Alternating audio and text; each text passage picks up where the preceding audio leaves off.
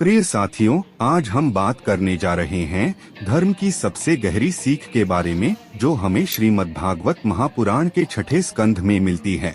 यह ज्ञान हमें स्वयं यमराज के माध्यम से मिलता है।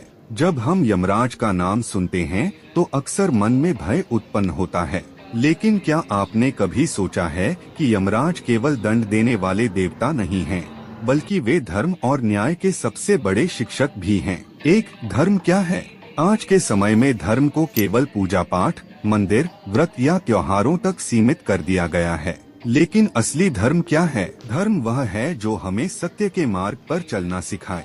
धर्म वह है जो हमें दूसरों के प्रति करुणा, दया और ईमानदारी का भाव दे। धर्म वह है जो हमारे भीतर की आत्मा को जागृत करे। स्कंध 6 में यह स्पष्ट संदेश मिलता है कि मनुष्य से गलती हो सकती है, लेकिन सच्चा परिवर्तन ही उसे महान बनाता है। 2 कर्म का सिद्धांत यमराज का सबसे बड़ा संदेश है। हर कर्म का फल निश्चित है। हम जो सोचते हैं, जो बोलते हैं, जो करते हैं, उसका परिणाम हमें अवश्य मिलता है। इसलिए हमें हर कदम सोच समझकर उठाना चाहिए। आज की दुनिया में लोग सोचते हैं कि कोई देख नहीं रहा, लेकिन याद रखिए, ईश्वर देख रहा है, हमारी आत्मा देख रही है और हमारा कर्म स्वयं गवाही देता है। 3 नाम और भक्ति की शक्ति। छठे स्कंध में यह भी बताया गया है कि यदि मनुष्य सच्चे मन से ईश्वर का स्मरण करे तो उसका जीवन बदल सकता है। यह संदेश हमें आशा देता है। कोई भी व्यक्ति कितना भी भटका हुआ क्यों न हो, यदि वह सच्चे हृदय से पश्चाताप करे और ईश्वर की शरण में जाए तो उसका जीवन सुधर सकता है। इसका अर्थ यह नहीं कि हम गलतियां करते रहें और सोचें कि बाद में सब ठीक हो जाएगा, बल्कि इसका अर्थ है हर दिन खुद को बेहतर बनाना। 4 आज के युवाओं के लिए संदेश। आज का युवा भ्रमित है। मोबाइल, सोशल मीडिया, तुलना, प्रतियोगिता, इन सब में वह अपने असली उद्देश्य को भूल जाता है।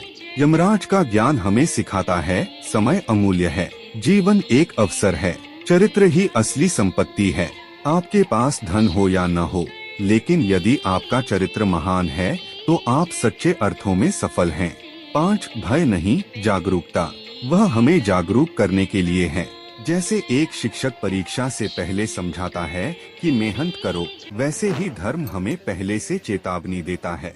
अपने कर्मों को शुद्ध रखो। यदि हम सत्य बोलते हैं, यदि हम दूसरों का भला सोचते हैं, यदि हम अपने माता पिता का सम्मान करते हैं, यदि हम समाज के प्रति जिम्मेदार हैं, तो हमें किसी भी परिणाम से डरने की आवश्यकता नहीं। इस कथा से हमें 3 महान सीख मिलती हैं। पहली सीख, कर्म का फल निश्चित है, इसलिए अच्छा कर्म करो। दूसरी सीख, गलती होने पर निराश मत हो, सुधार का मार्ग हमेशा खुला है। तीसरी सीख, ईश्वर का नाम और सच्ची भक्ति जीवन को बदल सकती है। 7 आत्मचिंतन का समय। आज हम दूसरों की गलतियां जल्दी देख लेते हैं, लेकिन अपनी कमजोरियों को स्वीकार नहीं करते। आज घर जाकर खुद से पूछिए, क्या मैं सच बोलता हूँ? क्या मैं अपने माता पिता का आदर करता हूँ? क्या मैं अपने लक्ष्य के प्रति ईमानदार हूँ? क्या मैं अपने समय का सही उपयोग कर रहा हूँ?